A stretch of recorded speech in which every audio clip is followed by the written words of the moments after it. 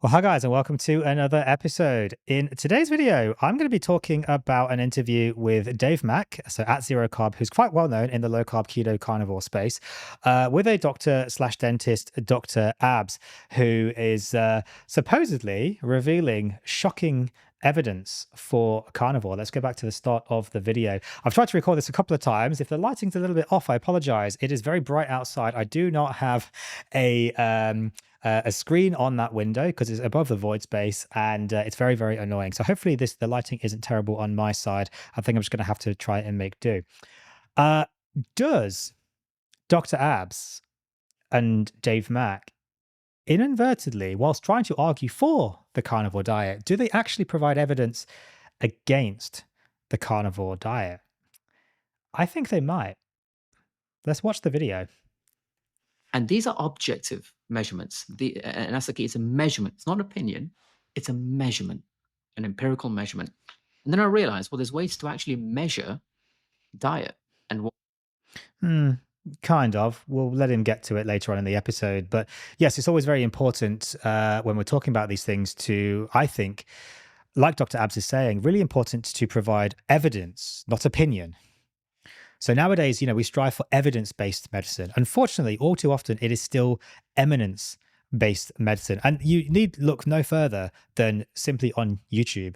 There are a lot of people out there making channels, influencers, doctors, healthcare nutritionists, dentists, dietitians, all of these people. Very often they provide limited to no actual evidence. They're very often not citing studies, not citing papers, not listing their sources, and obfuscating and kind of hiding the truth. So it's really important to actually provide quality data, in my opinion, not just give opinions, unless you clearly state it as an opinion. To be eating. I thought, oh, that's brilliant because then you don't need to rely on an opinion. Dr. Abs, how did you find carnivore? It's a long story. It's a very long story. So I went to university. Initially, I did dentistry, and that's where everything started. And when I was in university, one of the early seeds that was planted was I saw a patient one day whose mouth was covered in plaque. A young guy, just didn't really brush his teeth very well. And I said to the tutor at the time, there's plaque everywhere and it's chronic. Why has he got no tooth decay? Why has he got no gum disease? And obviously, I was a student back then. I had no idea, and the tutor had no idea, and they they just didn't give me an answer, and they kind of just told me to shut up and get on with it. I'm laughing because and that's dentistry, but so many parallels with medicine. This is, yeah, often the case in medical school. You ask people, why is this? Why is this? Why is this? Why is it not happening? Why is it happening? What is actually going on here? And if they don't know the answer, or they don't know, what they think is the answer, because very often in medical school, it's very often said 50% of what they teach you is wrong. You just don't know which 50%. And that is probably very true. You ask people and they basically tell you pretty much the same thing. Oh, just basically shut up and go away. Stop asking me questions that I don't know the answers to, because if I don't know the answer, well, it can't be important. And that's that eminence-based medicine that we're talking about, which is not good. Now, the seed had been planted, but I completely forgot about it for a while. Eventually, I graduated. I went out into clinical practice, and sometimes I would see the same thing again, but I never really thought about it too much. And in dentistry, we have gum disease, which, for the technical term, if people want to know, is periodontitis, named after the periodontal ligament and the supporting structures of the teeth, which would start to disintegrate in gum disease. Now, typically, what is taught is patient presents to you with this, you follow this protocol. You treat like this. If they're non-responsive, you refer to a specialist. They may try the same thing. They may take it up a notch and do some kind of surgical intervention. And once that's done, everything's okay. They come back to you. Yep. Pretty much exactly the same model with general practice, particularly in the UK where Dr. Abs works. I don't think he works as a GP though. Yeah, same kind of thing. Basically, you have your protocols, you have your guidelines to kind of work through, especially in the UK. It's very, very rigid in that sense. Patients come to you with problem A, you do step B, you do step C, that doesn't work. You go off to see specialist D. Specialist D treats them, hopefully improves them, sends them back to the GP. If things don't work out, they often come back to the GP anyway, basically saying, what do I do now? And then the GP says, well, I don't really know, because amount of options. Very, very similar. Interestingly, the NHS, I don't know if Dr. Abs is an NHS dentist in the UK. NHS dentistry is even potentially worse than this. You guys may not know it because you're fairly new to the channel if you're watching this, because this is a new channel, but I've spoke about it before on my other channel, on my social media and so on. I actually have a false tooth. I have a dental implant, I had a gum reconstruction, and I had a crown put on. And this was from an injury that I sustained as a child. I think I was around maybe 9 or 10 years old, if I recall correctly. Didn't have a concussion. It's just I don't remember that well exactly how old I was. I ran into a fence, basically, and I put my hands through or out to stop me. This was at school, and my hands basically both went straight through, straight through the gaps in the fence. It was a metal kind of pole fence, and I just whacked my face right on this fence, chipped my tooth. Ended up going to the dentist, getting the tooth basically stuck back on, and it was all good for a very long time. Until I started to notice I was getting a really big lump in my gum over where the tooth was. Went back to the dentist and so on, and they basically found it was a massive cyst. There's actually about 3 cysts there, and it was just completely eating away at the bone. Big problems. So I ended up having to have a bone graft, everything as well. But long story short, the dentist basically said, well, to get it all on the NHS, we have to do these treatments, even though they're not going to work. He basically said, it's not going to work. It's going to fail, but I have to do it anyway, because to refer you, I have to do the treatment. And he said, I have to do it twice. It has to work, has to do it, fail, do it again, fail again. Then I can refer you. Absolute BS. But that is the NHS for you. And then, of course, I went to the NHS oral maxillofacial surgeon. That was the specialist who I saw.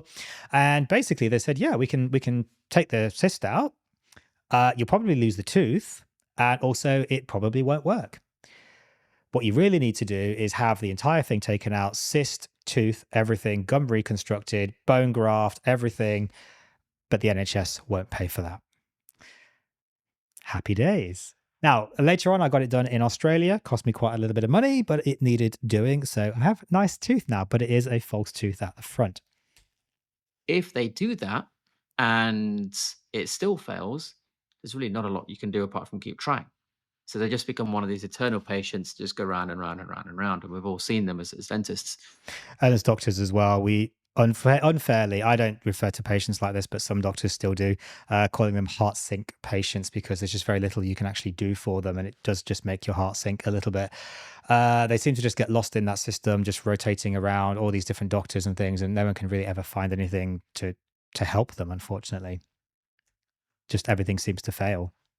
And I had 2 patients who were in that merry-go-round. I referred them, they had everything done, they came back, still the problem.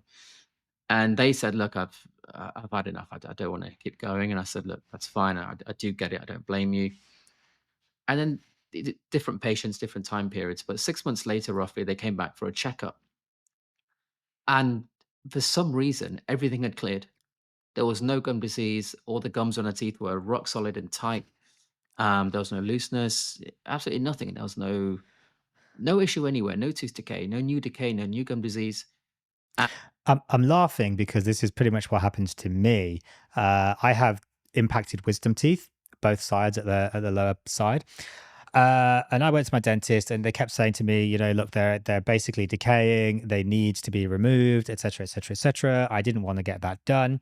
And I kept getting recurrent infections in them and so on, and never really needing antibiotics. But I wasn't really happy with the situation anyway.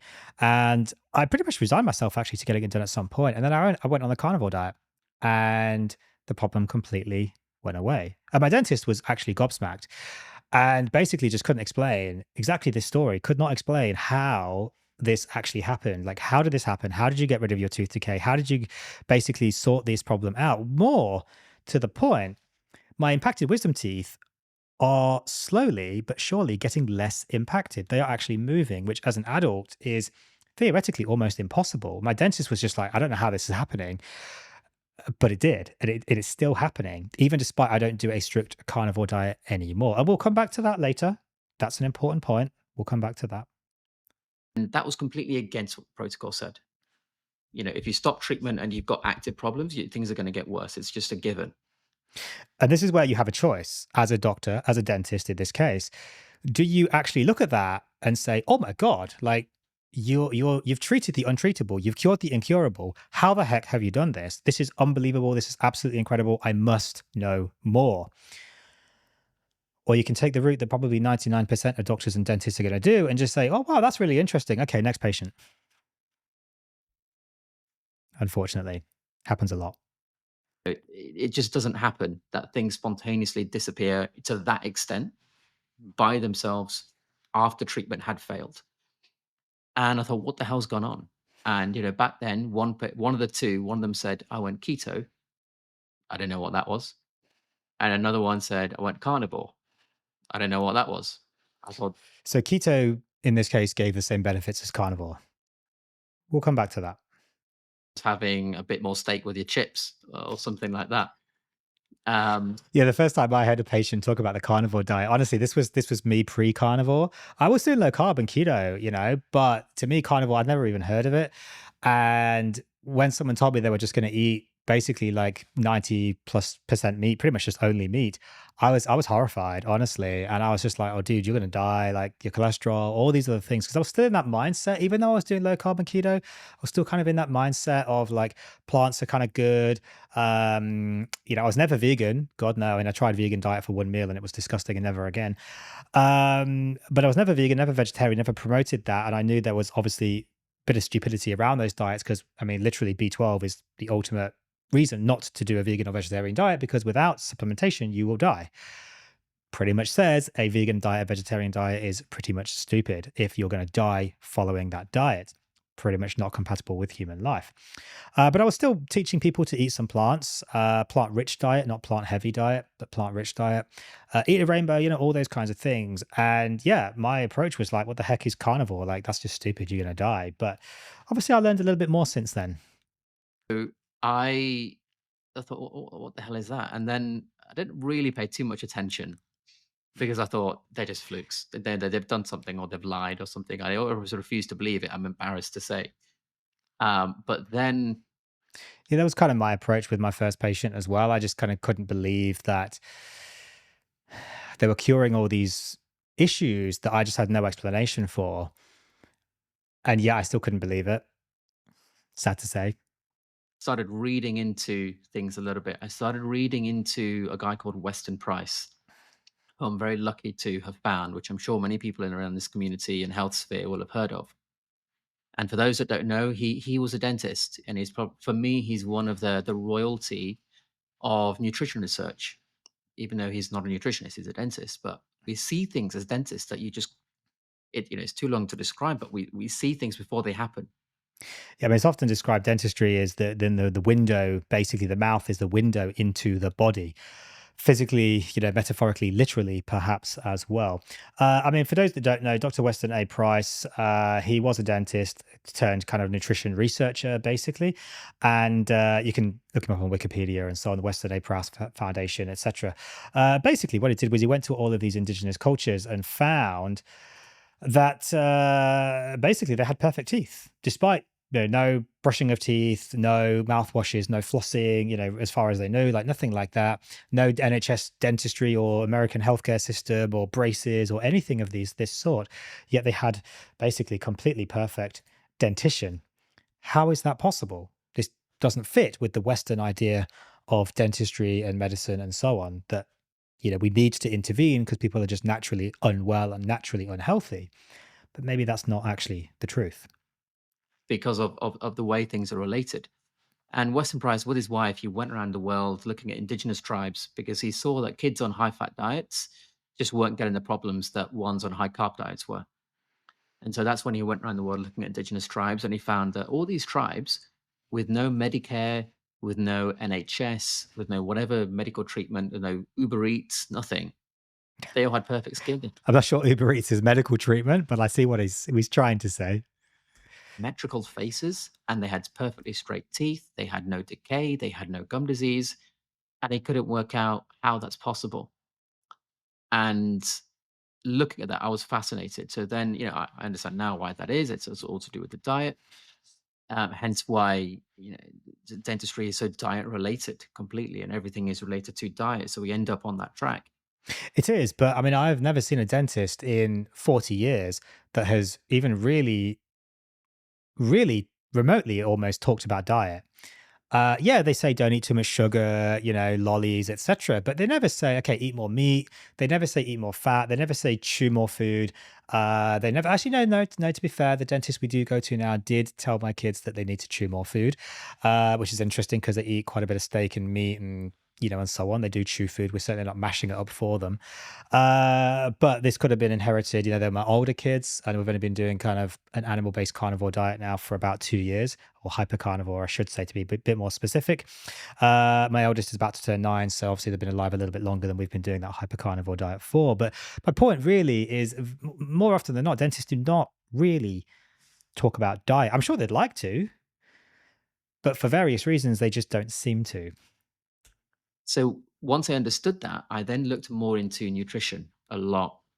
And looking into nutrition, anyone that does that is going to understand obesity more. So I developed this interest in obesity. I don't know. I mean, you're going to learn more about obesity. I'm not sure you understand it more because it's very, very complex. But we'll let Dr. Abs carry on. And it essentially turned into an interest in metabolism, because obesity is what happens on a macro scale, organismal scale, when biochemically the metabolism is being played with, shall we say. But then when I started looking into metabolism and I got deeper and deeper and more detailed, you can't help but end up looking at mitochondria and the way that the energy cycles work, like the Krebs cycle and glycolysis and all these sorts of things. I'm laughing because the Krebs cycle is the bane of every medical student in existence. I don't know a single medical student that enjoyed learning about the Krebs cycle. There's probably some out there, I'm sure, of course. The Krebs cycle is just a bit of a complicated, otherwise known as the TCA cycle or citric acid cycle.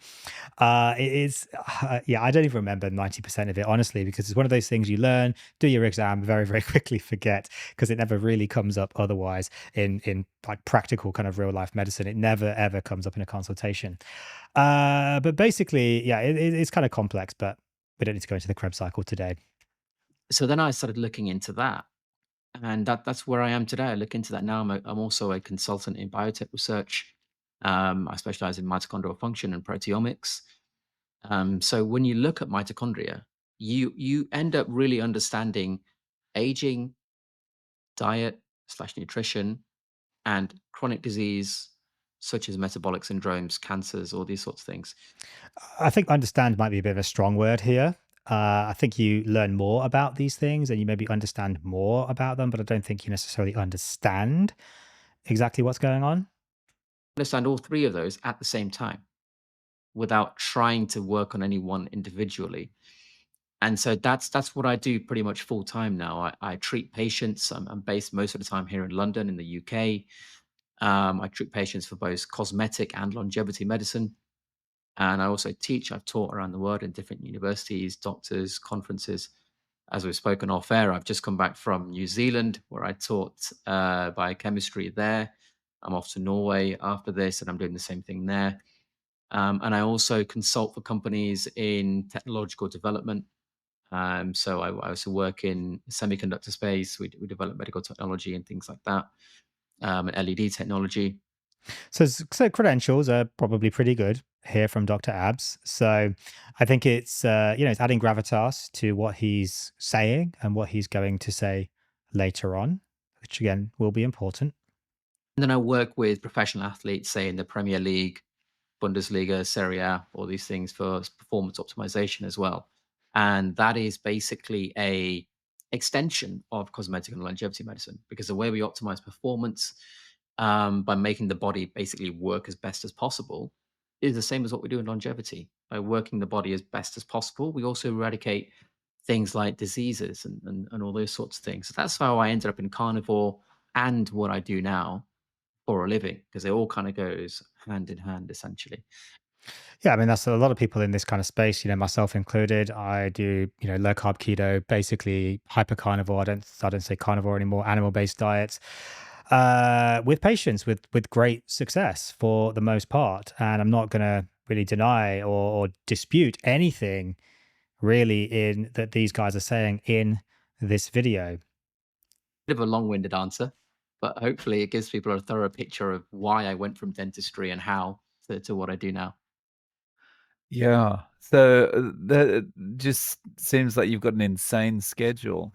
But what is what is the optimum diet then? Is carnivore the optimum diet? Ooh, what a question. What a question. We'll see what he has to say. Everybody? It's a good question. I think instead of giving a yes or no, I'll give people context to the yes or no and then give it, because I think that's much more actionable information. This is a question which I asked myself because when I first started looking into Western price, I thought, well, if we've got all this medical care and ability to prescribe drugs and stuff, but we're coming out of the womb with terrible teeth and asymmetrical faces, diet has to be it if these indigenous tribes aren't having the issue. And in fact, I always use this example for anyone interested. In the UK, many years ago, there was a car park in Leicester, a city called Leicester. Which is where I'm from. So I know this story very, very well. And underneath that car park, they ended up finding the lost body of King Richard III. Yep, you can still go and see him if you go travel to Leicester. There's a museum there. Really a random coincidence, but it laid there for many, many centuries, and they dug it up. And if you look at that picture, surprise, surprise, you had straight teeth. There's no coincidence. And after looking at things like that, yeah, same question came up. What is the optimal diet?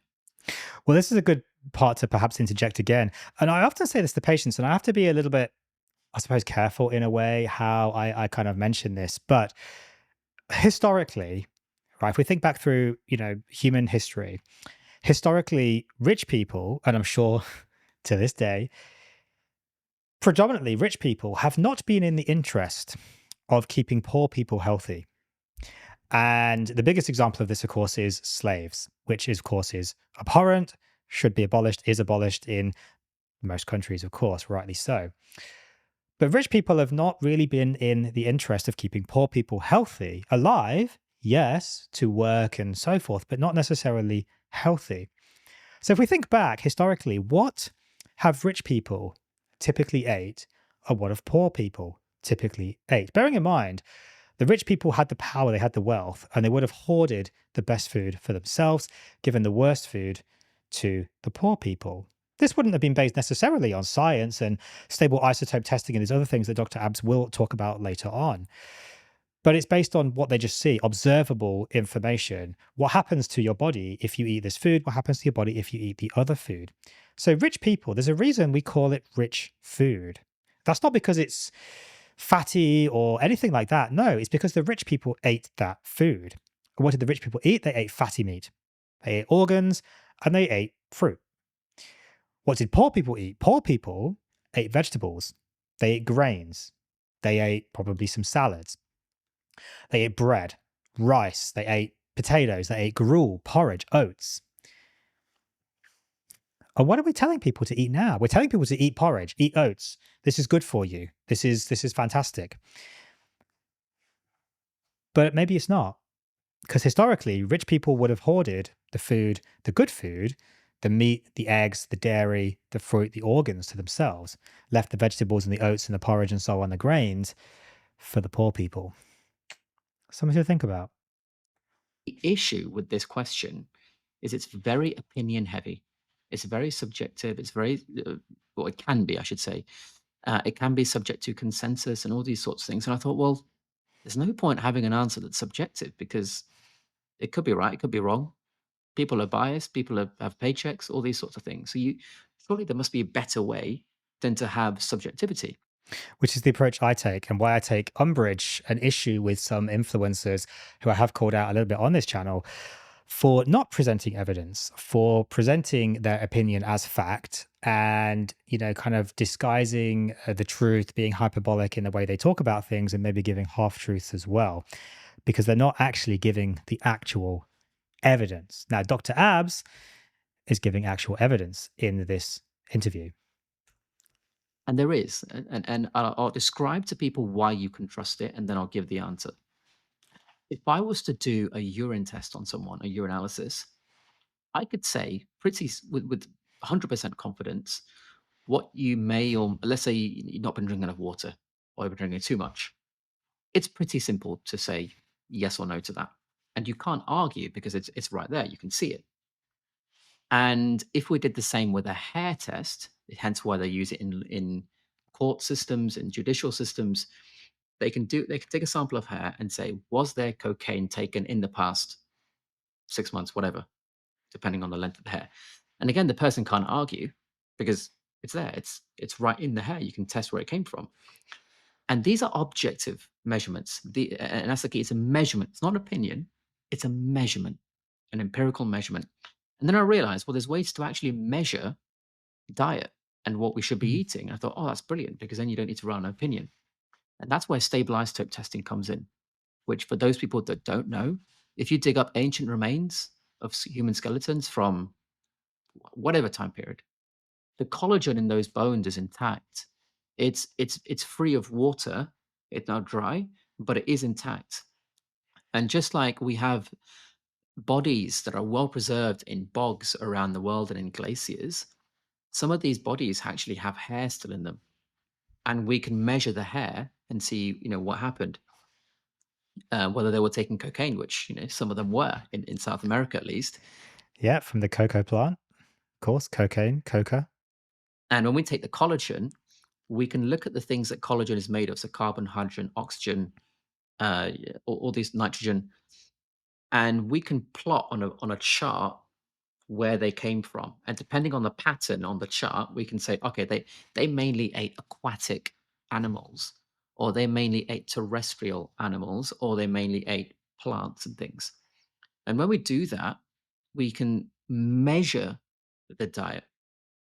So now it's in inverted commas. Now it's a quotation. So we're not actually measuring the diet. It's a quote unquote measuring the diet. And it was basically, depending on which paper you read, roughly 70% minimum as just meat. So they ate almost exclusively meat, which also the only time they didn't was when there wasn't enough prey going around.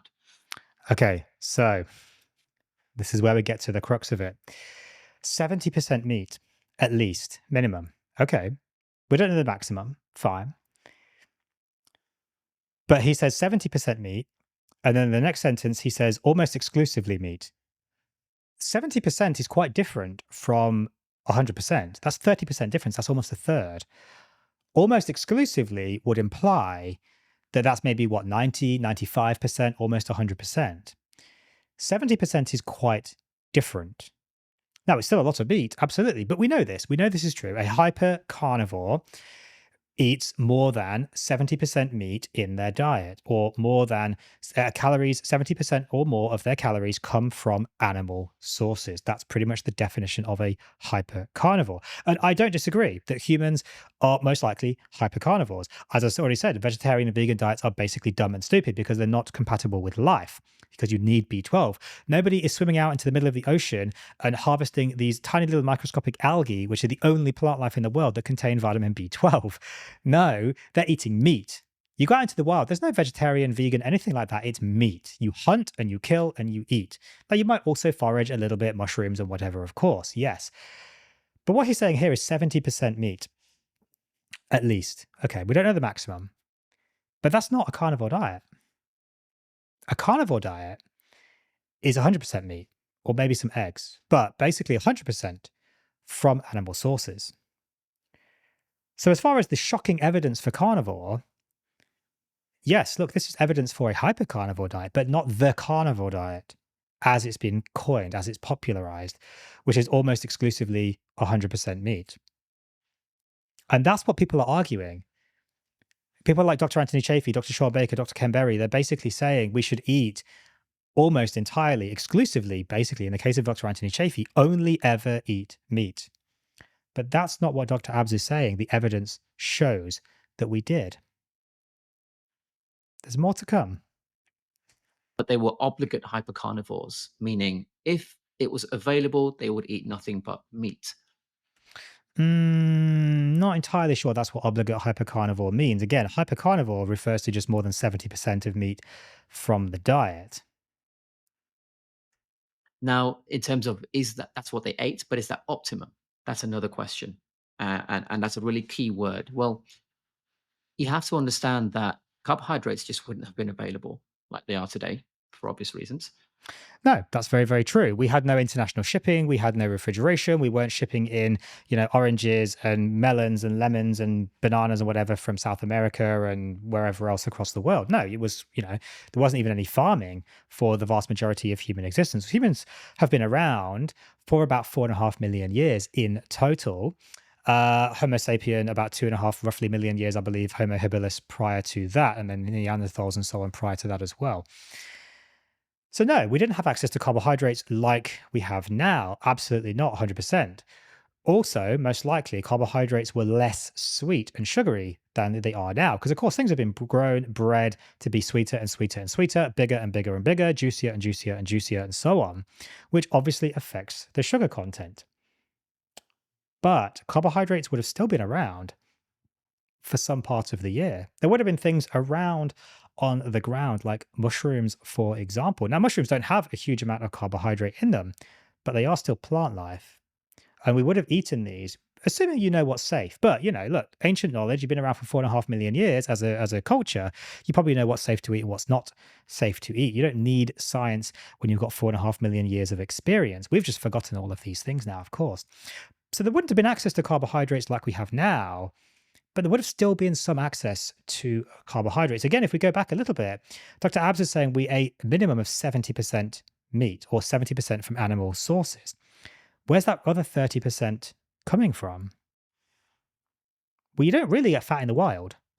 Pretty much the only things that I'm aware of, at least, that are fat in the wild as far as plants are concerned, is avocados and olives. Maybe nuts. Nuts, to be fair, they have some fat as well.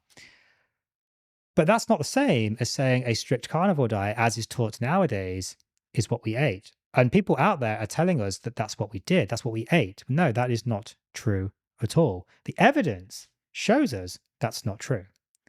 The evidence shows us that we ate things which weren't meat.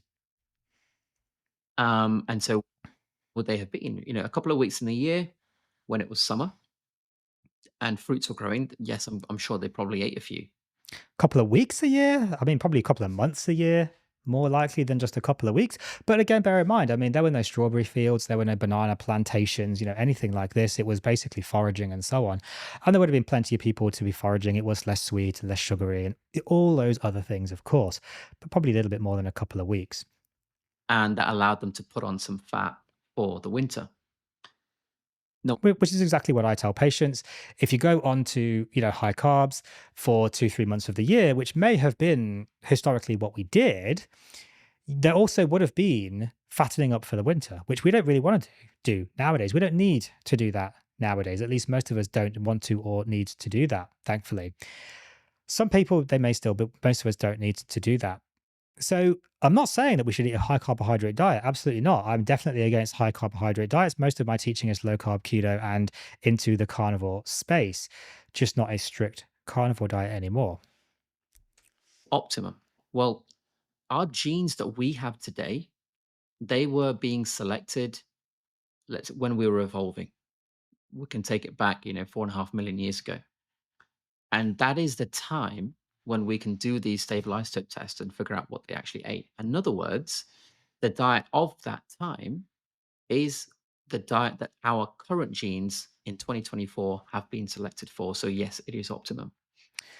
I mean, we've been evolving for 4.5 million years. Evolution is slow. It's very slow. But there will be some change over millennia, hundreds of thousands of years. There could be some change. And we've been farming. Agricultural revolution was about 15,000 years ago. We probably haven't changed significantly in that time period, but perhaps before then, maybe. But pretty much what Dr. Abbs is saying here is pretty much otherwise spot on. The optimum diet for humans is exactly the same as any other optimum diet for any other creature, plant, animal, anything living on this planet. I'm sure any other planet out there that may sustain life. This is not an alien podcast, so no, don't worry, I'm not going to go on from the tangent. And basically what I mean by that is it's the optimum diet is what we've evolved eating. Because this is how evolution works. This is, if you believe in evolution, some of my patients do not. If you believe in evolution, it's survival of the fittest. Genes change, we adapt to what we eat, we adapt to our environment. That includes what we're eating. And if what we eat change over those millennia, millions of years potentially, then our genes will also adapt to that. But what he's saying here is the optimum human diet is going to be what we have eaten for the last 2.5 to 4.5 million years of human evolution. This is a point I 100% agree with Dr. Abs on. However, let's just go back a touch. He's already said evidence that human beings ate things other than meat for essentially those 4.5 million years of human evolution. We ate up to 30% of things which were not from animals. That's quite a big chunk, actually. That's not the carnivore diet. That's really more keto. Is this evidence against the carnivore diet? Even though he's trying to argue for the carnivore diet, what he's actually arguing for is a very meat-heavy hypercarnivore diet, which I agree with. Not the carnivore diet, though. And also, some people may say, well, how do you know we're not actually optimally running on some kind of carbohydrate? Well, it's a good question. Which would be the kind of the Paul Saladino approach, which I also disagree with for the most part, at least his level of carbohydrates. I don't entirely disagree with animal-based diet, just his level of carbohydrates, specifically his personal level. I just think it's way too high. We couldn't have been optimized to evolve, or we couldn't have evolved to be optimized to run on something we hadn't come across. Very, very true. That is how evolution works. You can't evolve to be better at doing something that you never come across. That's just not how it works. You couldn't evolve to basically be running on carbohydrates 24/7 when you never had access to carbohydrates. But we did have access to carbohydrates, which is why we have this metabolic flexibility. If we didn't come across and eat carbohydrates at some point throughout the majority of human evolution, we almost certainly would not have the ability to utilize glucose as a fuel source. That probably would have evolved out, which again is more evidence against a strict zero carbohydrate diet. You can only evolve to be optimized to the environment you're in. So it's impossible for me to grow up in, I don't know, the Arctic Circle. I'll be optimized for the Sahara Desert for obvious reasons. But it's this. It's an interesting point. I mean, not the Arctic. Oh, remember, no, they are the Arctic, actually, aren't they? So Inuit population. So people like Dr. Anthony Chaffee love to talk about the Inuit, yet whether he's not aware or just doesn't speak on it, the Inuit population are pretty much the only people historically on the planet who never had access to carbohydrates. They are also the only people historically on the planet, as far as I am aware. Please feel free to fact check me and put it in the comments if I'm wrong, but I'm pretty sure this is correct. The only people on the planet historically who never had access to carbohydrates, and also the only people historically on the planet who have a mutation in the CPT1 gene, which is involved in the Randall cycle, which he will come on to later. The Randall cycle, important. The consequence of this is that the Inuit population, for the majority of the time, are not in ketosis, or at least deep ketosis. This mutation in the CPT1 gene effectively stops them from going into deep ketosis. Isn't that interesting? The only people that can't break themselves out of ketosis historically, because they never had access to carbohydrates, are also the only people on the planet who basically struggled or otherwise couldn't get into long-term ketosis. Could that be an argument, and I think yes, for saying or suggesting that long-term ketosis might not be optimal for human beings? Which would fit with the idea that every, 9 to 10 months maybe, we would have had access to carbohydrates. And we most likely would have eaten them because there were no carbohydrates. There were no low calorie diets. There was no vegan, carnivore, whatever else. We had no imaginings even of this kind of dietary divide and so on. It was just food was there, you ate it or you died. That was pretty much it. And yes, we would have eaten the carbohydrates and fattened up for the winter.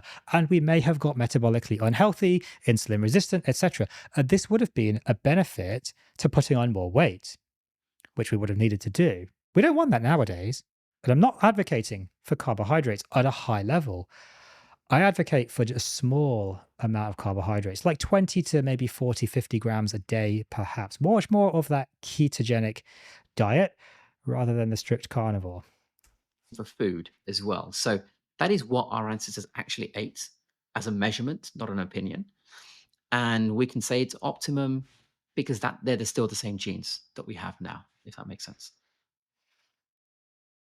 So if we're eating this diet we've evolved to eat, then Yeah, we are giving our mitochondria what they need, right? absolutely. I think it's not just about giving them what they need, because actually what they need is things that are the subject of biochemical processes, which glucose and fatty acids and amino acids are then converted into. They all get converted into something called acetyl CoA. So as far as our mitochondria are concerned, Which is all part of the Krebs cycle and so on we were talking about earlier. Interesting point though, Dave, asked the question if we're eating this diet, but what diet is he referring to? Because the name would suggest, I don't actually know what Dave Mack eats, to be fair, but zero carb. I mean, I assume it is a zero carb diet. But Dr. Abbs has already very clearly stated numerous times that this is not what human beings ate. Hmm. they're always receiving the same thing. It's how they get there. When we use glucose to make that thing, or when we use fatty acids to make that thing, has a very, very different effect. And that's where longevity comes in. That's where something called the Randall cycle comes in. And I'm very, very fortunate because this isn't taught in universities anywhere. It's really not. I knew nothing about the Randall cycle in university. I only learned it a few years ago as part of the work that I do now into the low carb keto carnivore space. It was all entirely new to me. I don't know how many doctors I taught in New Zealand in the past week, but none of them had heard of it. But And fewer still understand it, to be fair. I had a tutor in university who once mentioned it to me. And because I was a terrible student, I never paid attention. And I thought it was boring. Now I study it in my spare time to how times have changed. Yeah, that's pretty much me in a nutshell, actually. I think me and Dr. Abs would probably get on quite well. Probably pretty similar. But he mentioned it.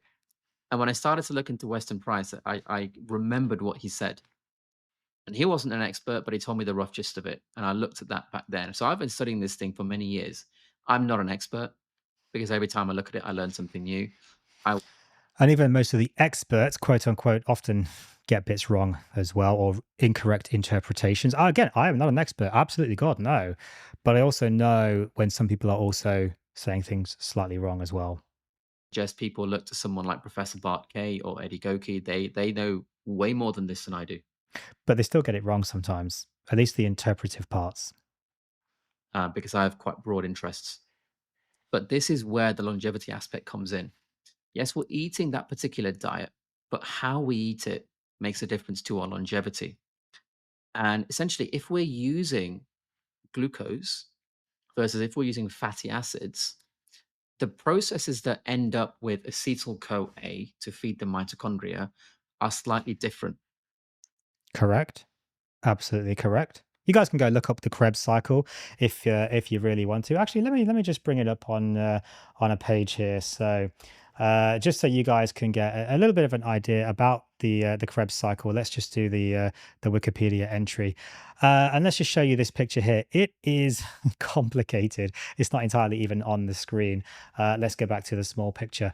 Uh, it's complicated. You guys can look it up if you want to. I'm not going to bother explaining it today because I honestly have forgotten a lot about the Krebs cycle. And what happens is if you try and engage both those processes at the same time, you inherently trigger inflammation.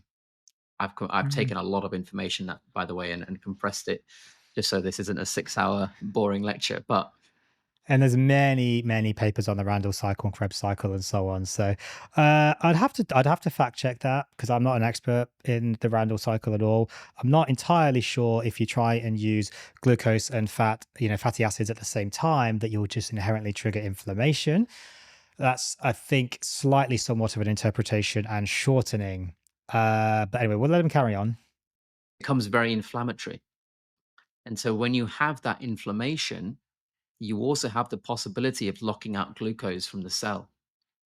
And locking out glucose from the cell, if people really think about it for a second, is lack of response to insulin. You can't really lock glucose out of the cell. You can reduce its metabolism significantly, just like you can reduce fatty acid metabolism significantly, but you can't 100% reduce it and stop it entirely. But yes, he is correct. Obviously, if your cell becomes insulin resistant, it's not going to respond to insulin, and insulin is partly what drives glucose into the cell. So it's not going to react to that, and glucose is going to build up in the bloodstream, 100%. Because if it's locked out and insulin comes along saying, take this glucose, but we've locked it out, we're not taking it.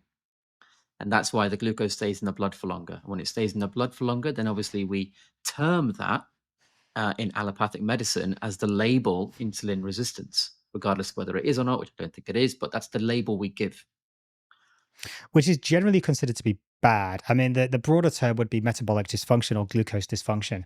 It's often referred to now as insulin resistance. This is the buzzword du jour, so to speak, that everybody's talking about. Interesting point here, because he's talking about the higher basically your blood glucose levels are, the more damaging this is. But that's very often what happens on a carnivore diet, that your blood glucose goes up.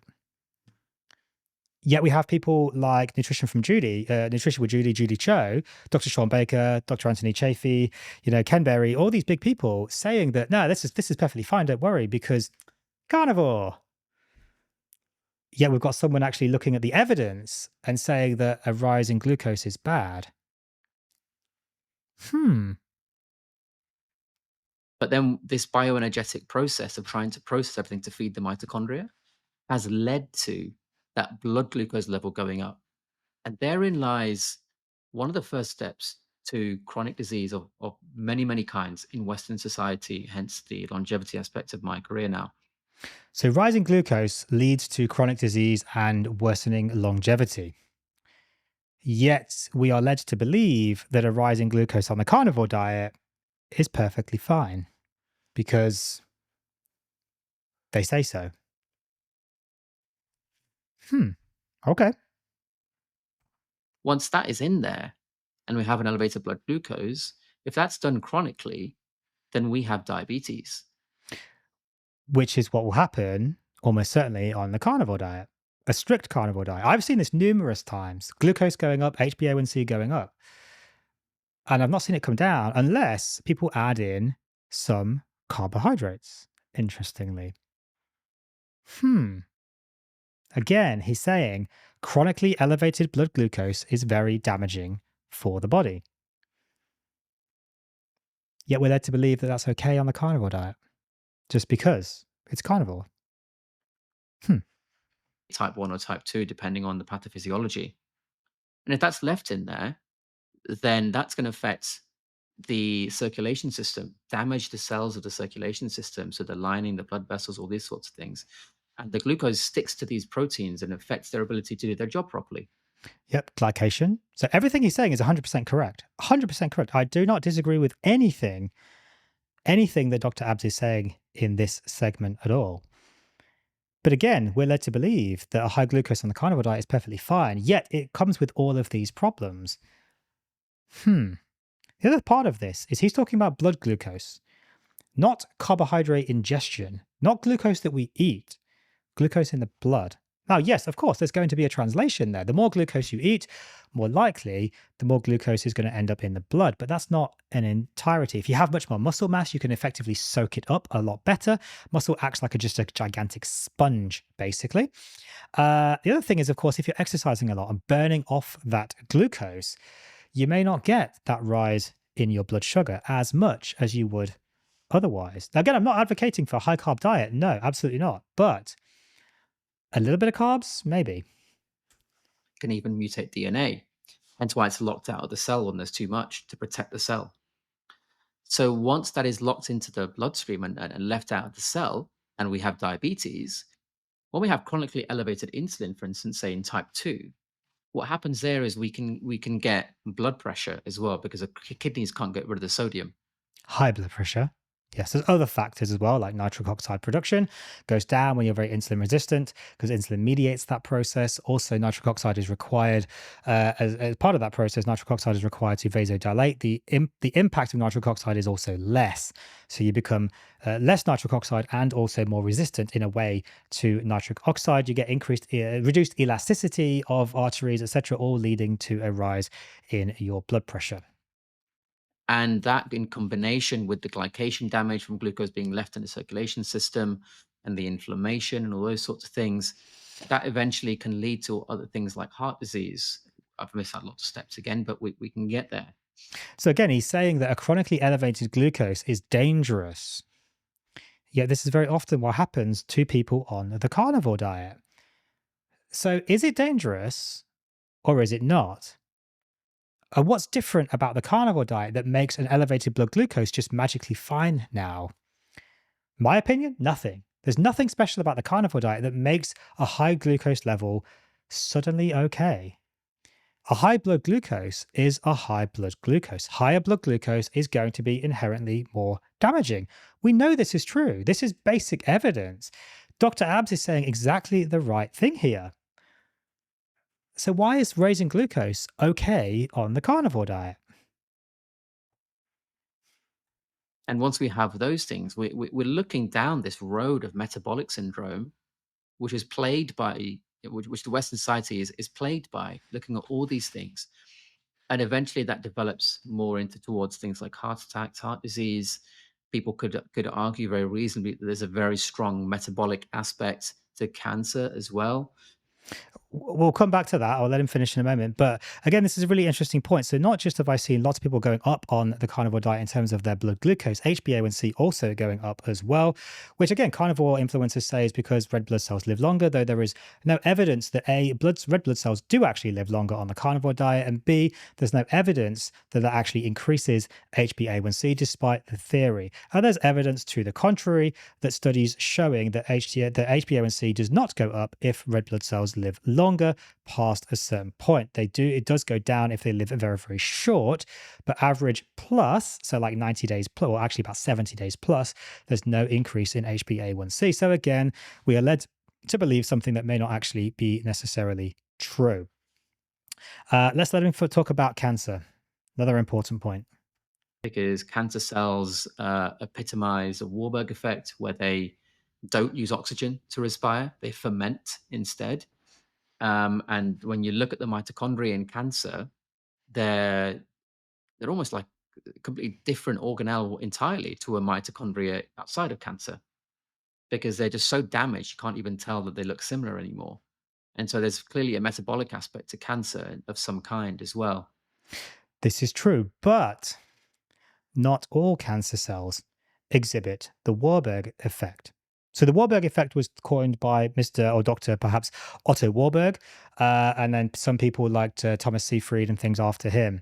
And basically what this says is Dr. Abs is very correctly saying is that some cancer cells will exhibit this Warburg effect where they end up lacking the ability to use oxygen and oxidative phosphorylation, and they end up turning to a fermentation process of producing energy, which the long and short of it basically means they can't really utilize ketone bodies anymore because they can't go really through this fermentive pathway, and they require glucose. But this is very often jumped on by the carnivore influencers and doctors, because then, hey, just go carnivore because then you can't get cancer. And it's great because the Warburg effect, and you're not giving it any glucose, so you can never get cancer. But what they don't tell you is there's another pathway, not just glucose, and it's glutamine. And glutamine is incredibly abundant in meat. So yes, you're not feeding it glucose, but you are giving it glutamine. So you're not necessarily any better off. The other thing is here, not all cancer cells exhibit the Warburg effect. Some of them actually go the other way. For example, prostate cancer. I'm going to show you this article here. Fatty acid oxidation is a dominant bioenergetic pathway in prostate cancer. Not glucose metabolism, not the Warburg effect. Fatty acid metabolism. That's keto. So if you have prostate cancer and you go keto/carnivore, this could potentially get worse, not better. So there's holes in the argument. And so when we understand this, this is how, by understanding nutrition as deeply as possible and getting to mitochondrial levels, you understand the diet, you understand the aging process of inflammation and things getting worse. You understand chronic disease because the very engines of our cells aren't functioning properly, and that leads to all these other things. And that's why they're all connected, in my personal opinion. And it is just an opinion. It's not in a textbook or anything, but my opinion is they're all aspects of each other, different sides of the same coin or dice or whatever you want to call it. And so feeding the mitochondria correctly is important, both in terms of what we feed them, but also how we feed them as well. If someone insists on a mixed macronutrient diet, I would suggest to minimize that as much as possible. You can't do it completely, but you have a carnivore meal separated from a non-carnivore meal. Why? There's no evidence that separating them is of benefit. The Randall cycle just is happening all the time. It's not a one-time deal. It doesn't happen in your mouth. It doesn't happen in your gut. It doesn't happen in your stomach. I mean, obviously, yes, it is, because it's happening in every single cell of your body simultaneously. But it doesn't matter, particularly when you eat those carbohydrates or fat or protein, as far as the Randall cycle is concerned. And this is where I see people getting it wrong. Like people like Professor Bart Kay saying that you shouldn't eat carbs at the same time as fat because you will, quote unquote, block the Randall cycle. Well, you can't block the Randall cycle. There is no blocking to be heard of. You can't block it at all. Eating fat and carbs at the same time makes basically no difference. There is no evidence to say that makes any difference really whatsoever, as far as I am aware. Please feel free to fact check me, of course, and let me know in the comments if I am wrong. But I'm not aware of any evidence that eating fat and carbs at the same time is actually dangerous in any way, or somehow does something to the Randall cycle that separating them out would fix, unless you separated them out by probably 24, maybe even 48 hours. Because, of course, what we're talking about is the glucose at the cellular level, the blood glucose, the cellular glucose. We're not talking about the carbohydrates in your stomach. We're talking about at the blood and cellular level. These things are very tightly controlled. And it's not like you eat a meal and then your blood glucose goes to, 12 or something in, millimoles per liter, and then it just stays that way forever. It will come back down very, very quickly. But that doesn't really mean that your cells are having a hard time at that point. It's just they will shift more towards the glucose metabolism because that is inherently more dangerous to have higher levels of glucose. But then they'll just go back to fatty acid metabolism. And they don't actually stop the fatty acid metabolism anyway. They just shift the priority to the glucose. They're still metabolizing fatty acids all the time. So you can't, quote, block the Randall cycle. And separating out carbs and fat really does very little to nothing. A meal that's just protein and fat, and a meal that's just carbohydrates and protein instead, and you keep them separate. But why? There's no evidence to say that's of use at all. It's just needlessly difficult. Start to mix, you go down the road. Not that you're going to get chronic disease, but you're headed more in that direction than not, shall we say? No, not necessarily. There's no evidence to suggest that's the case at all. And that's the sort of meeting point, the crossroads of my career, where all these things come at the same time, and how I ended up there from dentistry. So I'm interested to get your feedback on something in relation Sure. to the Randall cycle. So, the fact the cell is closed and the insulin can't get in. It's not, and it can. Not entirely, at least. I've heard another doctor say kind of the opposite thing. And so the problem with diabetes is because you're consuming fat, because fat makes the cell get locked, and therefore that's what causes the problem. And I don't know if Dave Mack is referring to me in this on my other show, The Meat Medic, because I have mentioned this a couple of times, but not the way that he is talking about, if he is referring to me. And I certainly have never said that fat locks the cell or blocks the Randall cycle. And I've never said that eating fat will cause diabetes. What I have repeatedly said is that I have seen patients on the strict carnivore diet, never consuming carbohydrates, having a rise in blood glucose and a rise in HbA1c, which could eventually lead to type 2 diabetes. The Randall cycle works both ways. It works both ways. If eating, too much glucose effectively blocks the metabolism, or in other words, disorders the metabolism of fat, eating too much fat and not enough glucose could theoretically disorder the regulation of blood glucose. It works both ways. That's what I've said repeatedly. So I'm not sure if he's referencing me here or if he's referencing somebody else. He doesn't mention any names. Maybe he watched this and maybe he'll get back to me and let me know if it is me he's talking about. But I've never said it in those words.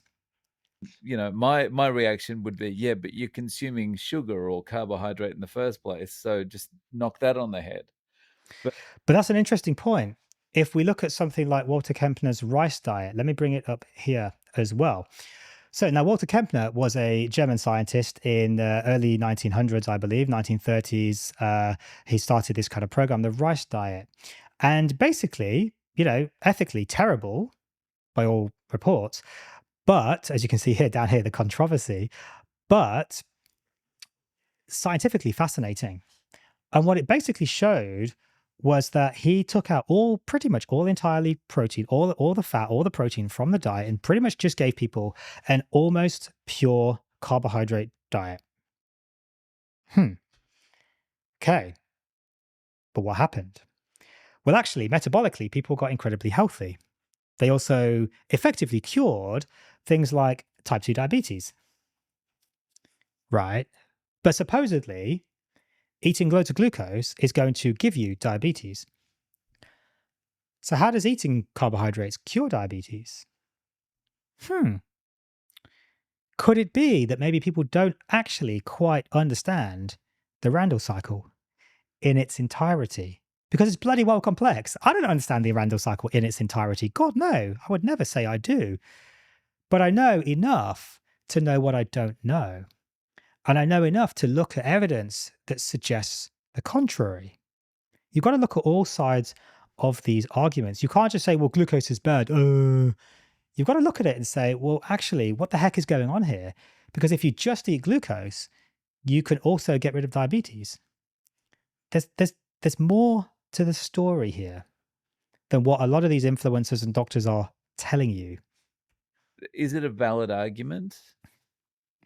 It's a good question. I think, and I say it's a good question because I think for some reason this question is becoming more popular. So it's good to ask to allay people's confusions. I'll give you my opinion. My opinion is eating more fat does not cause diabetes. I'd agree.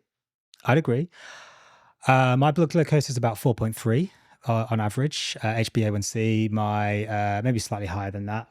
My fasting glucose is usually around 4.5, something like that. I eat a ton of fat. I eat not a lot of carbohydrates. I do a very heavy keto diet. I eat about, a kilo maybe of meat plus a day. Mostly fatty meat, a lot of butter, cheese, eggs. Today, what have I eaten today? I've had about 300 grams of mince, beef mince with a slab of butter on the side. I've had about 10 eggs, I think, today with a decent handful of cheese. I don't really measure anything out. Probably a cup of cheese, I would say, of shredded cheese on top. That's a pretty damn heavy fat meal. That's what I eat. But I'm not getting diabetes, no. But I also eat some carbs. I've had a couple of mango slices today. Am I going to get diabetes? No, I'm not. Did I separate them out? No, I did not. Because who the hell cares? How often, how long do you need to give it to separate out the carbohydrates and the fat before it magically doesn't become a problem anymore? This is the hole in the argument. These doctors, they don't know. They're just guessing. They're making things up or they're interpreting and they're mixing opinion, unfortunately, with fact. But they're stating it like it's true. Carbohydrates such that you have chronically elevated blood glucose is the diabetes in itself, the chronically elevated glucose. Which can happen on the carnivore diet. So we're back to elevated blood glucose being incredibly dangerous. I think I've hopped on about that point probably enough now. Fat does not necessarily need a transporter in the same way glucose does, Correct? because our cells are made of fat, so they can get in much easier than glucose can. Correct? And when there are some fatty acids in the cell, they can sit there completely inert. So, Correct? I'll give you an example. Let's say you have a doctor's surgery waiting room, I'm laughing because this analogy is quite akin to my family. and you have some people come in, some adults, they come in and they just take a seat. They would represent fatty acids. They've entered the cell and they're just taking a seat. They're not harming anyone, nothing like that at all. Then you have a couple come in with, I don't know, 17 kids, pick some ridiculous number. And somehow they are all twins. They had Okay, well, I mean, it wouldn't be twins, would it? But if there were 17 kids, I have 4 kids. So I don't have 17, I have 4. And so I can appreciate some of the analogy here. Yes. 18 kids at the same time. This mother was enormous during pregnancy. And they're all sort of 1 year old. So they're really, really screamy and cryy all the time.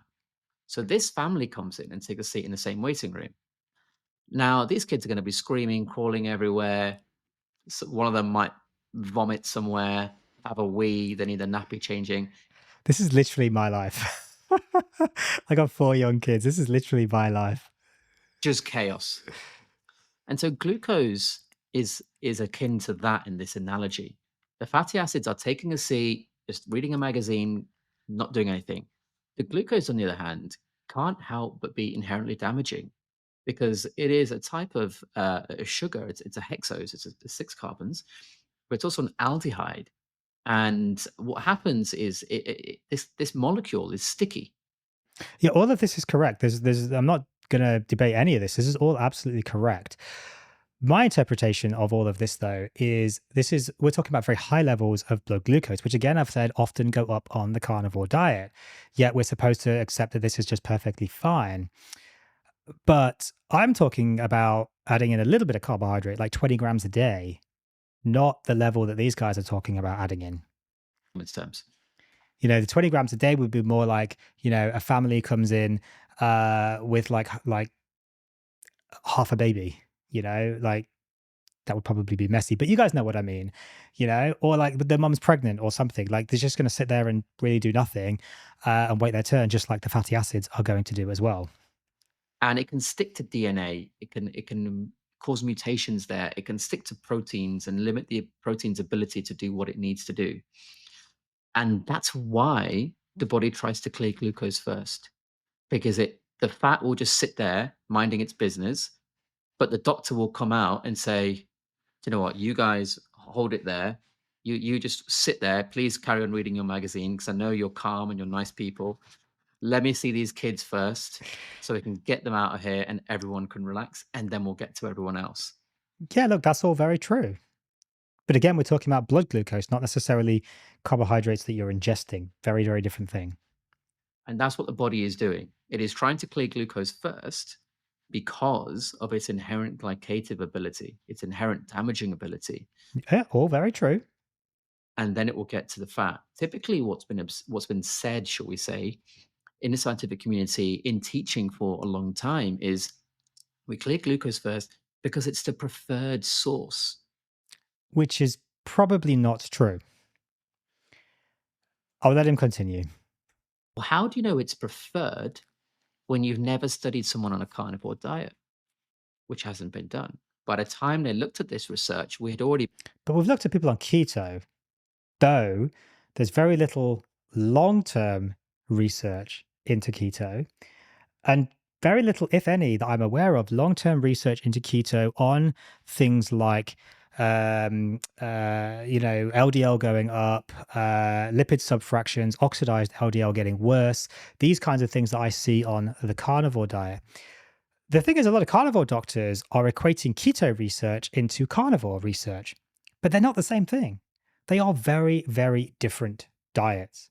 And this is my contention, that with different diets, you have to look at it differently. You have to do individual research because they're not the same thing Mm. and may give very, very different results.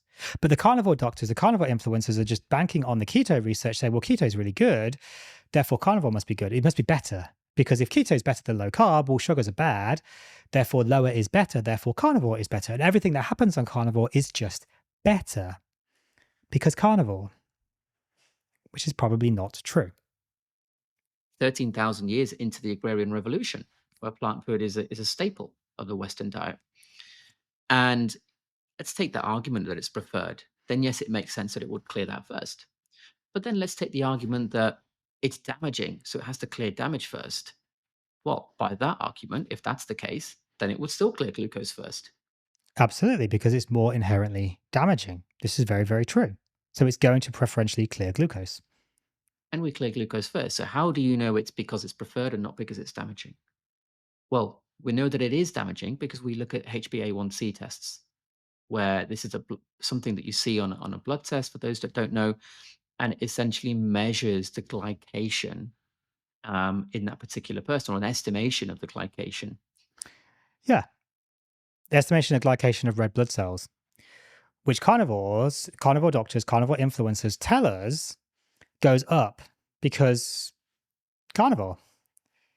Because red blood cells live longer, therefore HbA1c goes up. But as I've said already repeatedly, there is no evidence that A, red blood cells live longer on the carnivore diet, and B, that actually impacts HbA1c at all. So it's a very dangerous assumption to assume that HbA1c going up on the carnivore diet and glucose going up on the carnivore diet is perfectly fine. And we have Dr. Abs here telling us that it's indeed not absolutely fine at all. And the glycation is very, very dangerous. And a rise in blood glucose and a rise in HbA1c is indicating there is a big problem. Now, he's not specifically saying that carnivore is a problem, no, but he's saying that what happens or can happen on the carnivore diet, in essence, reading between the lines, that could be a big problem.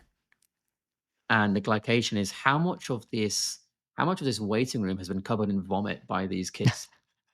How much damage has glucose done by attaching onto things and not letting go?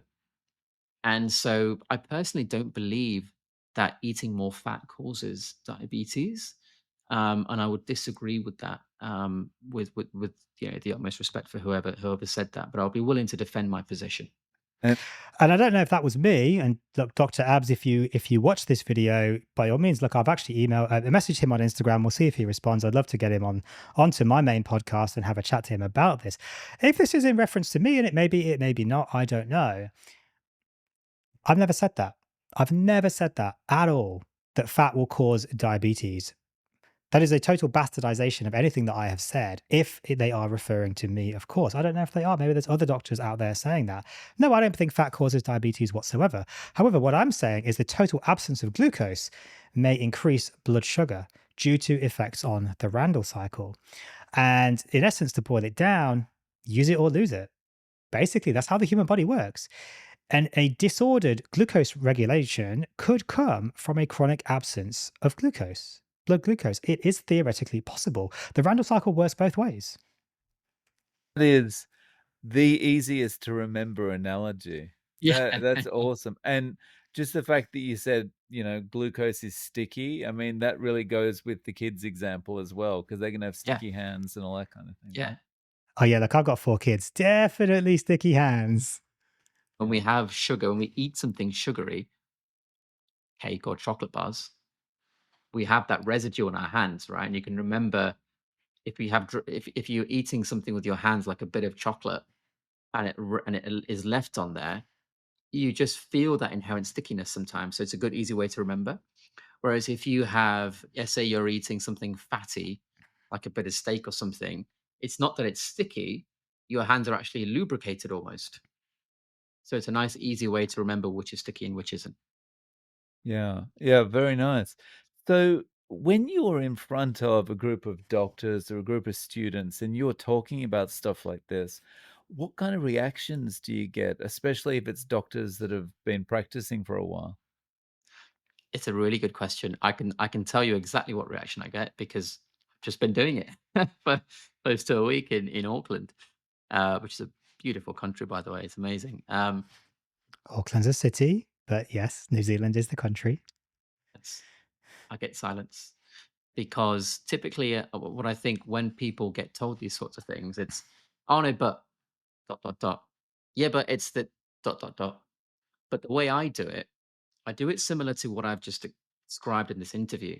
I start with things they know and they have to agree with. So I said to you, well, let's start with what is the optimum diet? Let's look, okay, well, take opinion out of it. We have to be clear because opinions can be biased. And they'll go, yeah, perfect. And then I said, okay, well, let's start then. If I took a urine sample, you can't argue. If I took a hair sample, you can't argue. Everything I said before. And they're all sitting there nodding. And they agree. And I'm nodding along because this is the exact approach that I take with patients as well, to get them to kind of understand and start to listen to what you're saying. And I said, well, what if we took a collagen sample? You can tell what the collagen content. Yeah, we all agree. And then I say, well, we've done it. And this is what they ate. And they can't shake their head because they've just nodded all the way up till now. So they've agreed to the findings before I've told them what the findings are. So if they disagree, they're actually disagreeing with themselves. So they're caught in this, I don't know what to say, because I can't disagree because it's a measurement, not an opinion. But it's also the opposite of what I've been taught up till now. So they don't shake their head, they don't nod their head, they just sit there not saying anything. If they're a robot, the head would probably explode. But yes, they do. They do. They just sit there in silence. When I say this to people, patients, other doctors, when I'm teaching doctors at conferences and so on, patients, etc., yeah, they all say the same thing. They basically say nothing. They just sit there in silence most of the time. And when I say it in the context of when I move on to the Randall cycle after that, they're in even more silence. Because the Randall cycle is not an idea. It's not a proposition necessarily. It's a real observable biochemical process But it's still very much open to interpretation because nobody really understands it. happening right now in all of us, whether it's upregulated or not. It's that the apparatus is the machinery is there. And so again, they can't argue because if you do a study where you look at epidemiology, you could say, yeah, but what about this, the way the statistics were found and collected and all these things? Very valid point. But if you look at biochemistry, you can't argue. Well, you can, because some of these processes are still open to interpretation or just don't actually fit with reality, which means there's something missing in your interpretation or missing information if it doesn't fit with what we actually see in reality. It is, you can't, it's happening right there. It's a real, tangible, observable thing. So you can't say, well, it isn't happening when it is happening right in front of you. So it's silence. It is absolute silence, the response that I get, as I'm sure you can probably imagine. Yeah. But do they kind of warm up to the idea, or is it just Yeah. like, does it just stay that way the whole way through? Yeah, they do. Because when you teach these sort of things, even to medical professionals who are generally more closed to the idea than the public are, because medical Very true. Very true. professionals have guidelines they have to follow, they have insurance to please, etc., etc. When you have people that are more closed to the idea, you have to take a different approach. Hence why I always start with things they know. And once they see that they can't argue with me, they realize they have to be more open minded. So once I keep going, and then once I go through the Randall cycle, I talk about the onset of chronic disease, I talk about mitochondria, I talk about all these things start to click in their head that have never clicked before. All doctors have questions that don't have answers, things that don't make sense, things that aren't in the textbook, and would just pass them off. When I start to explain what I explain, and I go even further beyond the Randall cycle, like I said, into chronic disease and all these things, they're questions which they've always had no answers to start to get answers. And so they start to really pay attention. And it's nice because at the end of the talk or the lecture or the conference, people come up to me and they say, I'm going to give that a go. Or some people come up to me. In fact, in New Zealand, I had a guy, Colin, if he's watching. Colin said to me, you know what? I actually had two patients who had a lot of problems. And they came to me one day and they said, they're carnivore now and all their problems have disappeared. And then he obviously saw me talk about it and he said, do you know what? I'm going to do it as well. And I actually converted a few people while I was over there. So I think this particular approach to it starting off with what they know, saying that you can't have opinion, saying that you have to have measurement that's objective, not subjective, and you can't argue, and you build and build and build from there. I would urge people, anyone teaching this, to work in the same way because you get no arguments thanks to that approach. And also, you do You still get arguments. You still definitely get arguments. People stick to their rigid ideas. They don't want to change. You definitely get arguments. But the thing is, some of this is still open to interpretation, like the Randall cycle. Yes, it's science, but there's science that we still don't fully understand, unfortunately. So when there's a lack of understanding, there's always the opportunity then for interpretation and arguments, unfortunately. people willing to try it. And it's really rewarding because, people that I met a few months ago when I was last in New Zealand, probably around April-ish, May, something like that, where I introduced the idea briefly. When I met the same people and they've not gone carnivore, but they've gone towards that direction. And they said to me, I feel so much better. I feel incredible. So it's So do we need to go full carnivore or not? forward and they are open to it. Maybe it's just because of the way I teach it. I don't know. But either way, it's working. And as long as I can spread the message, even for free with my YouTube channel, I'll be happy. So they didn't go carnivore, but they went towards carnivore and they felt a lot better. So the question is, do we need to go that full carnivore, that full strict carnivore, or can we just go towards that carnivore, that keto, that 70%, hyper carnivore diet? And is that actually what is optimal, or is it a full strict carnivore diet? Yeah, it really sounds like an effective method. It's like, it reminds me of kind of, you watch a movie with a lawyer in a courtroom who's really good at cross-examination, and like basically they're asking questions to close off all the doors. So when they get to the final question, the person has no other way of answering but saying yes. Yes, I Absolutely. did do And yeah, it. that's in my mind but at the first opportunity that I got to teach this, which is a while ago, that is exactly what went through my mind. You know, it's almost like you are a lawyer as well as a teacher of some kind. And I've found that if you just say to people, you should eat this way, this is the best, as a lot of people do on YouTube, you can see in the comments there's just disagreement. But when you work it as a lawyer, well, not work as a lawyer, but when you treat it as law and you work exactly what you just said there, I think you have a much higher success rate for sure. So I don't know. I mean, people are very, very belligerent. They're very stuck in their ideas. You present evidence and that's really incontrovertible, and yet they still argue against it because people just, they often just get irrational about diet, and you can't have a rational conversation with an irrational person, unfortunately, because they don't see the logic. They don't see the evidence. They just think, no, you're wrong because I'm right. You're wrong, regardless of what you tell them. like, moving out of there, when you're consulting with sports people, for example, is it a bit easier to kind of get them to focus on that kind of carnivore, for example, or even keto as a more nutritious way of living? Again, really good question. Unfortunately, they're probably the hardest, even though they generally don't have disease. And the reason is because they have more to lose. Someone who is already in the world of chronic disease, who has tried allopathic medicine, doesn't really have more to lose because it's just a diet, there's no drugs, they might as well give it a go. I actually disagree slightly with that. I mean, I'm nodding a little bit, but sports people, I mean, I have a couple of patients who, not professional athletes, but semi-professional maybe, people that run marathons, triathlons, all this kind of stuff.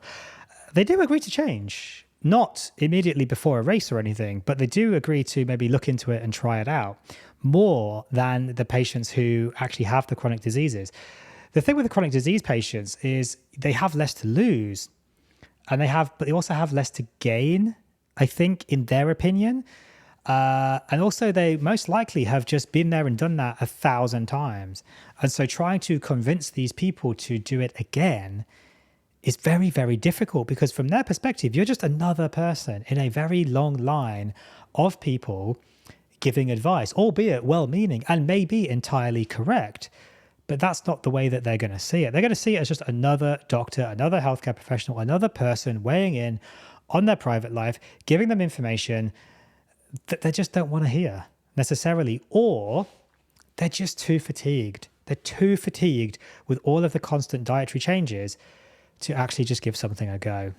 And they, in their mind, probably feel that it's just never going to make a difference because that's their learned experience, because nothing's ever worked. That's the problem. When you work with patients, real life patients on the ground, serious chronic diseases. I mean, some of my patients, the list of chronic diseases is endless. I work in a very deprived area, massive chronic disease, massive metabolic problems. They often don't want to change, or they just can't change. Someone who I still try, but it's hard. is, at the pinnacle of elite sport, they have a lot more to think about. What if my performance goes down and I'm dropped out of the team? This is my livelihood. And especially when you consider the fact that people assume, even the players, they assume because a member of staff is part of the team, they must be automatically correct. They must be the best. They must be God in some way in everything they're saying. Which is exactly what people think of YouTube influencers as well. And, some people talk a good talk and they look good and whatever. And people just hang on every single word they say, even if it's not true. Biblical. However, that's not the case. Many nutritionists in elite sports teams, in my opinion, are completely, and I want to be respectful here, but they are just wrong. Just say it, mate. They're wrong. They're wrong. A lot of doctors are wrong. A lot of healthcare practitioners are wrong. A lot of dietitians are wrong. A lot of nutritionists are wrong. They just don't understand the science. They don't understand keto, low carb. They don't understand how damaging carbohydrates are. And there's often a lot of conflicting interests. Things like Dietetics Australia, basically up until pretty recently sponsored very heavily by sugar companies like Coca-Cola. And they basically, until fairly recently, used to have to tell people that Coke was a good drink, that it was good for them, because Coca-Cola, basically, company made them say that. There's a lot of conflicting interests out there. Plain wrong, in my view. And so when I come along and I say to these players, this is the optimal diet, they have the nutritionist in the other ear who's already at a top ranking club saying you need to eat veg, you need to eat all this. Which is why I refer to people, dietitians and nutritionists that I know and respect, who actually do the same work that I do. So the player thinks, well, I'm already, top of my game. Why would I listen to anyone else? And that's the difficulty. So again, I have to work through this process that I just went through here. And even then it's tricky. So what we generally tend to do is to really, really lengthen out the transition. So if we go, for instance, with just changing breakfast from cereal to eggs, that's it. That might be all we do. Which is an amazing breakfast. Pretty much my breakfast every day right now is about 6 eggs. And I'm actually pretty much putting on a fair bit of muscle. And you guys will hopefully see over the next few months putting on quite a bit of muscle, but it's really working out well for me. Haven't eaten cereal for God knows how long. I notice they're not hungry by lunchtime and they've got no performance drop. So then we make one tiny change again on top of that, and we go from there. So things start to work in that way, and they do slowly say, I feel better. When they get that first inkling that, yes, I actually feel really good, or I'm not getting tired as much on the pitch, then they start to trust me more and they believe everything I'm saying. The thing is here, though, with elite athletes is, yes, they have more to lose. They potentially have more to gain, but they also have extreme commitment. That's the thing. That's why they're at the top of their game. That's why they're elite athletes. They have extreme commitment. They will commit. They will do something if they want to do it. And they will do it hard. And they will just put the power in. They will put the effort in. The majority of people do not.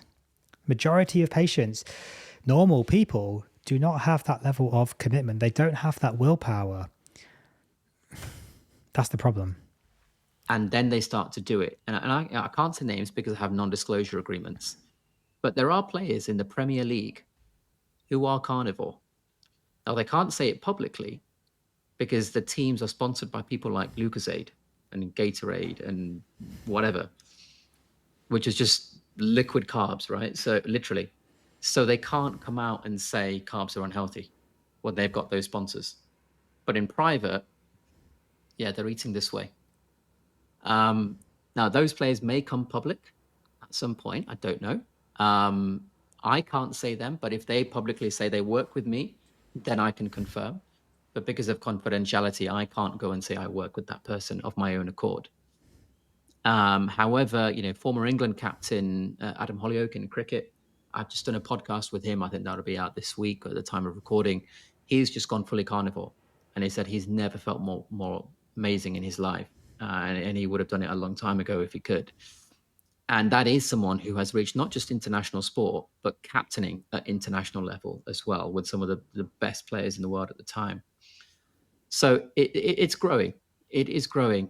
But we have in that kind of world the resistance from A, like I said, the existing nutritional dogma, and B, sponsorships, which are carb heavy depending on the sponsor. My question here, though, is what are these people terming carnivore?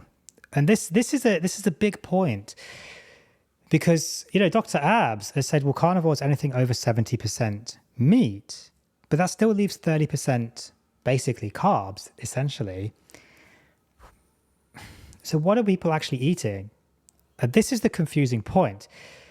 I think this is important because there's a lot of people out there doing a quote unquote carnivore diet who are not eating what everybody else is thinking that they are eating, which Dr. Abs has already mentioned, but in a different way. There's people out there saying that a zero carb, 100% meat diet is optimal for human existence. Yet people that often follow that often get problems. The thing is, there's people out there doing carnivore, quote unquote carnivore, who are doing really excellently. Now, I would put myself in that category. I eat about a 90 plus, probably 95% meat diet, but I'm not 100% carnivore. The problem is that people out there are saying you should go carnivore. They're getting the idea that you should just eat 100% meat. And then they're also getting some problems. But they don't know that they maybe shouldn't be eating 100% meat because the people that they're listening to are telling them to eat 100% meat, though they're probably not doing it themselves. This is a big problem. So it's more difficult in that kind of world, but judging by the fact that all the players I work with came through word of mouth, no marketing, no advertising, I think it's growing, and it's going to get bigger over time. I think. In fact, the New Zealand All Blacks, I remember they went carnivore and they won the World Cup. And you listen to or you read the experiences of those players who said they were running around on the pitch, just not getting tired. People can't ignore that.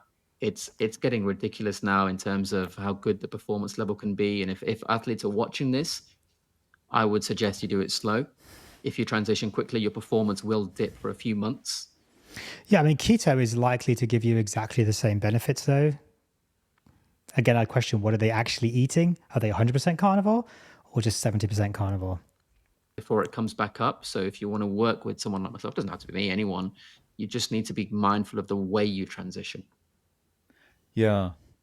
It's almost like it's it's the secret kind of kind of thing that you don't want to give out to the opposing team, right? That's what New Zealand did. They didn't want to say it publicly because it was almost like a secret. Why would we tell everyone what gives us a better performance when this particular method, A, is free, and B, it's accessible by anyone. And anyone can do it regardless of your country, the laws in that country, the legislations, whatever doping regulations there are. So why would we give it away? And that's basically what they said. And actually, that's touched on a good point, which is all these things about longevity that people say, it's not about magic supplement. It's not about a magic treatment or some trick. Honestly, longevity and everything you need to do, the basics, they're either free or not going to cost you any more than what you're spending. That's right. People like Brian Johnson, spending millions of dollars a year, 100 tablets a day, just absolutely stupid. Just eat bloody meat, eat fatty meat, eat a tiny bit of carbohydrates, and you'll be good. Basically, that's pretty much the long and short of it. And it's free. There's no money to be made if you're being true and well, it's not free. It's food, but you know what I mean. And I don't sell anything specifically for longevity. I might talk about things longevity related in a sort of clickbaity way for YouTube. But the truth is, if you want to live as long as possible, it's not about doing something to give you extra years and some trick. It's about not doing things that lead to disease. And diet is the biggest cause of that. So how do you eat day to day? And what did you do for that almost 30-hour flight? Great question. So typically I will have about one meal a day, not because I'm aiming for one, but because I only get hungry once a day. And when I get the hunger signal, I start eating. And when I feel like the food just doesn't taste good anymore, then I'll stop eating. Simple as that. Which is a very common thing that the carnivore people say. If food tastes good, if it's not processed, not sugary, etc., if it tastes good, therefore it is good for you and your body wants more of it. So how do they explain things like mushrooms? You haven't had mushrooms. I mean, I carnivore. I didn't have mushrooms for a year. Had mushrooms again, and they literally, as Mr. Marty Kendall, who is a friend of mine, said, I described it as almost being orgasmic. Now, I don't think I described it quite like that.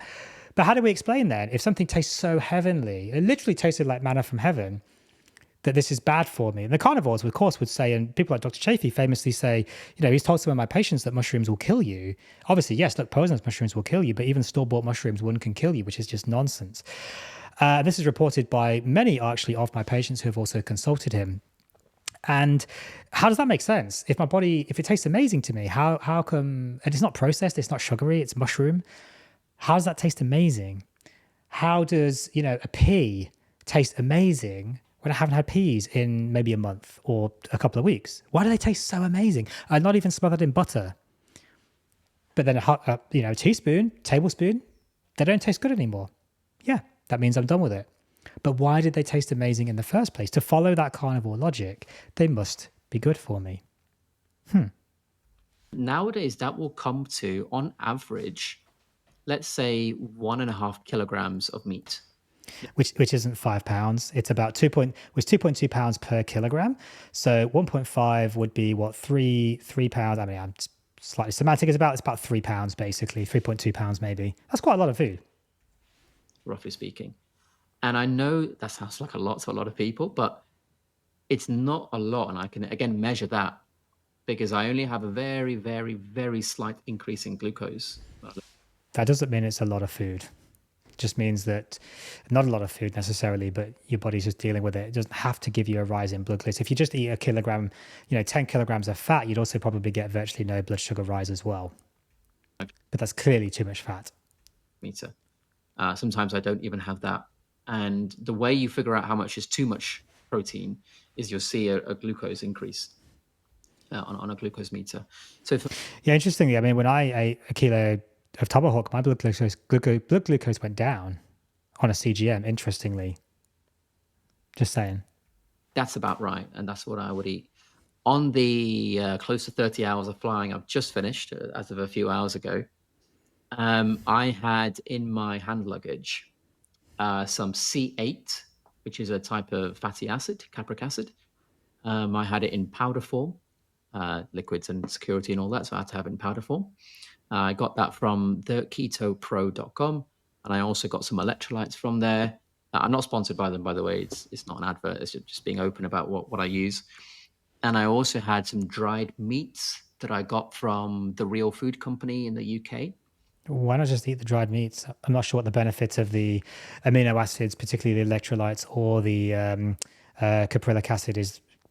Not really going to give you any benefits, but fair enough. It's some dried British-grown grass-fed Wagyu, which is really, really delicious. And I also had some pemmican bars. I forgot the brand. So that's all I needed really, and it's nice that I can take it in hand luggage, and I always leave the plain food. Now the staff are always amazed when I do a 17-hour flight without eating anything, but it's easy for me on this stuff. Yeah, it's not that hard really. 17 hours is not that long to fast for. Yeah, it's easy also just to, if you don't have something, just to be able to go, well, I'm just not going to eat. I was it was only a 6-hour flight recently, and the lady kept coming up to me and saying, "Are you sure I can't get you anything?" And it's like, "I'm okay, I'm fine." Same. Yeah. So, how can people reach out to you, Dr. Abs? You've mentioned your website. You got a channel as well, yeah? Yes, yeah. The channel is just Dr. Abs. If you type it in, it should be the first one that comes up. My website is www.drabs.clinic. So typically I treat people face-to-face in London. Occasionally it might be in different countries, but that's not regular, and it's not necessarily planned that far in advance. It depends on where I am. So after this, like I said, I'm off to Norway, then I'm off to Switzerland and Kosovo, then Albania. If I'm going to those places, sometimes I might put something on my story on my Instagram saying, look, I'm going to be here. And someone might message me from that place and said, are you in the city? And I might go, yeah. And if I've got time, I might do a clinic there, depending on what's available. So typically in London, yes. And I will work either with professional athletes for sports performance optimization, or I will work with anyone for cosmetic improvements, face, body, skin, whatever. Or I'll work with people to try and manage chronic disease as well. So someone with, let's say, arthritis, someone with autoimmune conditions, someone with diabetes, and we get a hold on diseases as well. So a few different things, but they're all just variances of each other in my mind. Well, I'll link to all those in the show notes.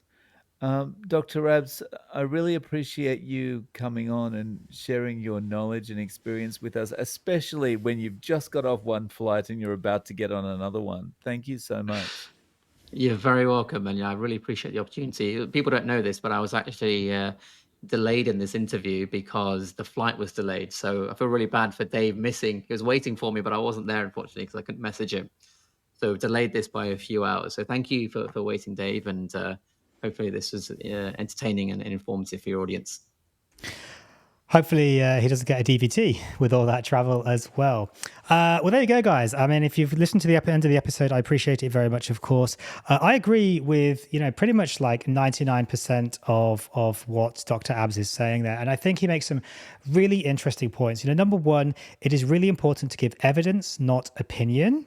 And if you're giving your opinion, I think you should be clearly stating it as opinion. Stick to the facts as they are known facts. Don't extend, research to suggest it shows things that it doesn't.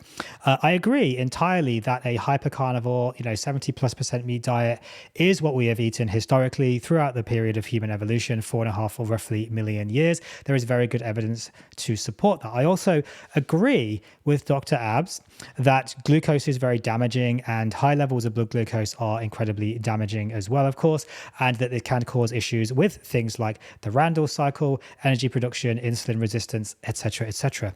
What I disagree with, perhaps, is the idea that a 70% meat diet, which we've eaten for 4.5 million years, whilst that's optimal, most likely, and I agree 100% with that, I disagree that inherently means that the carnivore diet is optimal, because the carnivore diet, as it is coined, is almost 100% meat diet, if not 100%. And I've seen that cause problems. And if Dr. Abs watches this, if Dave Mack watches this episode, Dave has my, contact details, to how to get in touch.